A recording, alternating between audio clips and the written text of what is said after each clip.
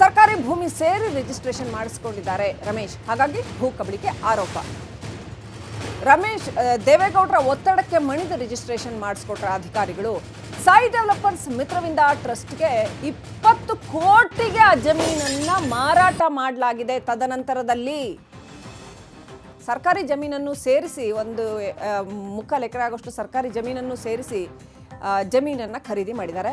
ಆನಂತರ ಆ ಒಟ್ಟು ಜಮೀನನ್ನು ಸೇರಿಸಿ 20 ಕೋಟಿಗೆ ಬೇರೆ ರಿಯಲ್ ಎಸ್ಟೇಟ್ ಡೆವಲಪರ್ಸ್ಗೆ ಮಾರಾಟ ಮಾಡಿದ್ದಾರೆ. ಸೊ ಇಂಥ ಒಂದು ಭೂ ಕಬಳಿಕೆ ಆರೋಪ HD ರಮೇಶ್ ಅವ್ರ ಮೇಲೆ.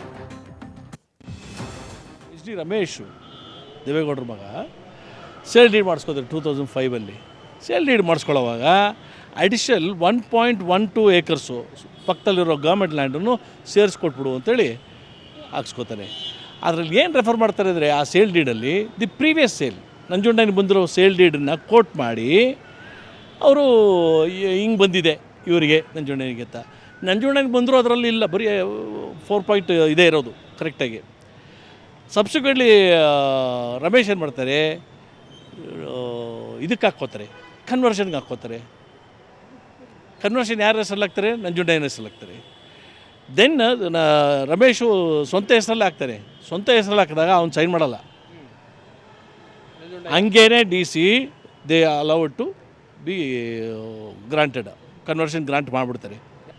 ಈಗ ಅದರ ಪ್ರೆಸೆಂಟ್ ವ್ಯಾಲ್ಯೂ 11,78,94,000 ರೂಪಾಯಿ.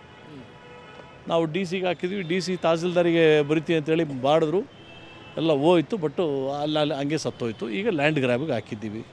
Let us see the result of land grab. ಇಲ್ದಿರಿದ್ರೆ ಹೈಕೋರ್ಟ್. ಇನ್ನಷ್ಟು ಅಪ್ಡೇಟ್ ಪಡ್ಕೊಳ್ಳೋಣ. ನಮ್ಮ ಪ್ರತಿನಿಧಿ ಥಾಮಸ್ ಪುಷ್ಪರಾಜ್ ಫೋನ್ ಸಂಪರ್ಕದಲ್ಲಿದ್ದಾರೆ. ಥಾಮಸ್, ದೇವೇಗೌಡರ ಕುಟುಂಬಕ್ಕೆ ಎಲ್ಲ ಕಡೆಗಳಿಂದ ಬ್ರಹ್ಮಾಸ್ತ್ರಗಳು ಬಂದು ಬಡಿಸ್ತಾ ಇದ್ದಾವೆ. ಈ ಪ್ರಕರಣದಲ್ಲಿ ಅಕ್ರಮ ಏನಿದೆ, ಎಷ್ಟಿದೆ ಹೇಳಿ. ಬಹುಶಃ ದೇವೇಗೌಡರ ಕುಟುಂಬಕ್ಕೆ ಸಂಕಷ್ಟಗಳು ಒಂದರ ಮೇಲೊಂದರಂತೆ ಸೃಷ್ಟಿ ಆಗ್ತಾ ಇದೆ. ಅದು ಬಿಜೆಪಿ ಸರ್ಕಾರ ಬಂದ ಮೇಲಂತೂ ಕೆಲವೊಂದ್ ಕಡೆ ರಚ್ಚಿಗೆ ಬಿದ್ದು ಈ ರೀತಿಯಂತ ಬೆಳವಣಿಗೆಗಳಾಗ್ತಿದವ ಅನ್ನೋ ಅನುಮಾನಗಳು ಸೃಷ್ಟಿಯಾಗುವಂತ ಬೆಳವಣಿಗೆಗಳು ನಡೀತಾ ಇದಾವೆ. ಶ್ರೀಲಕ್ಷ್ಮಿ, ದೇವೇಗೌಡರ ಪುತ್ರ HD ರಮೇಶ್ ಅವರ ವಿರುದ್ಧ ಕೇಳಿ ಬಂದಿರುವಂತ ಆರೋಪ ಏನಂದ್ರೆ, ಆನೇಕಲ್ ತಾಲೂಕಿನ ಬಳ್ಳೂರು ಸರ್ವೆ ನಂಬರ್ ವ್ಯಾಪ್ತಿಯಲ್ಲಿರುವಂತ ಒಂದಷ್ಟು ಜಮೀನನ್ನ ಅವರು ಖರೀದಿ ಮಾಡುವಂತ ಟೈಮಲ್ಲಿ ಏನ್ ಜಮೀನನ್ನು ಖರೀದಿ ಮಾಡುವಂತ ಟೈಮಲ್ಲಿ ಆಕ್ಚುಯಲ್ ಆಗಿರುವಂತ ಪ್ರಾಪರ್ಟಿ ಬಿಟ್ಟು ಅದಕ್ಕಿಂತ ಹೆಚ್ಚಾಗಿ 1 ಎಕರೆ 12 ಗುಂಟೆ ಜಮೀನನ್ನ ಸರ್ಕಾರಿ ಗೋಮಾಳವನ್ನ ಅವರು ಎನ್ಕ್ರೋಚ್ ಮಾಡ್ಕೊಂಡು ಕಬಳಿಸ್ಕೊಂಡು ಅದನ್ನ ಜಿಲ್ಲಾಧಿಕಾರಿಯವರ ಮೂಲಕ ಅದನ್ನ ರಿಜಿಸ್ಟ್ರೇಷನ್ ಕೂಡ ಮಾಡಿಸ್ಕೊಂಡಿರ್ತಾರೆ. ಆ ಜಮೀನನ್ನ ಈಗ ಸಾಯಿ ಡೆವಲಪರ್ಸ್ ಮತ್ತು ಇನ್ನೊಂದು ಸಂಸ್ಥೆಗೂ ಕೂಡ ರಿಯಲ್ ಎಸ್ಟೇಟ್ ಸಂಸ್ಥೆಗೆ ಈಗಾಗಲೇ ಮಾರಾಟ ಮಾಡಿದ್ದಾರೆ. ಹಾಗೆ TJ ಅಬ್ರಾಮ್ ರವರ ಆರೋಪ ಇದಕ್ಕೆ ಸಂಬಂಧಪಟ್ಟಂತೆ ಭೂ ಕಬಳಿಕೆ ನ್ಯಾಯಾಲಯದಲ್ಲಿ ನಿನ್ನೆ ದೂರು ಕೂಡ ದಾಖಲಾಗಿದೆ. ಅವರ ಒಂದು ಆರೋಪ, ಅದೇ ರೀತಿ ಅಹವಾಲು ಏನಂತ ಹೇಳಿದ್ರೆ, ದೇವೇಗೌಡರ ಮಗ ಮಾಡಿರುವಂತ ಅಕ್ರಮ ಏನಿದೆ ಆ ಒಂದು ಅಕ್ರಮವನ್ನ ಮೈತ್ರಿ ಸರ್ಕಾರ ತುಂಬಾ ವ್ಯವಸ್ಥಿತವಾಗಿ ಮುಚ್ಚಾಕುವಂತ ಪ್ರಯತ್ನವನ್ನ ಮಾಡಿತ್ತು. ಹಾಗಾಗಿ ಆ ಒಂದು ಸಂದರ್ಭದಲ್ಲಿ ನಾವು ದೂರು ಕೊಟ್ಟು ಕೂಡ ಪ್ರಯೋಜನ ಇಲ್ಲ ಅಂತ ಕಾರಣಕ್ಕೆ ಸುಮ್ಮನಿದ್ವಿ. ಆದ್ರೆ ಈಗ ಪ್ರಕರಣ ತುಂಬಾ ಗಂಭೀರತೆಯನ್ನು ಪಡೆದುಕೊಳ್ತಿರೋದ್ರಿಂದ ನಾವು ಒಂದು ಅಲ್ಟಿಮೇಟ್ ಆಗಿ ಪ್ರಕರಣವನ್ನ ದೂರನ್ನು ದಾಖಲಿಸ್ತಾ ಇದೀವಿ. ಇದಕ್ಕೆ ಸಂಬಂಧಪಟ್ಟಂತೆ ಹಿಂದೆ ತಹಸೀಲ್ದಾರ್ ಅವರು ಇದೇ ಪ್ರಕರಣಕ್ಕೆ ಸಂಬಂಧಪಟ್ಟಂತೆ ಸಂಪೂರ್ಣ ನಿರ್ಲಕ್ಷ್ಯ ವಹಿಸಿದ್ರು. ಆದ್ರೆ ಈಗ ಭೂ ಕಬಳಿಕೆ ನ್ಯಾಯಾಲಯ ಕೊಡ್ತಾ ಇದೀವಿ, ಒಂದು ನಂಬಿಕೆಯನ್ನು ಇಟ್ಕೊಂಡು ದೂರನ್ನು ಕೊಡ್ತಾ ಇದ್ದೀನಿ.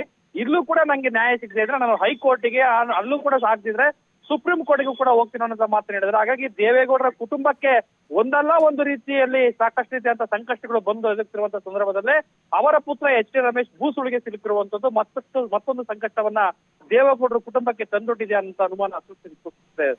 Thank you Thomas Pushparaj ಡೀಟೇಲ್ಸ್ಗಾಗಿ.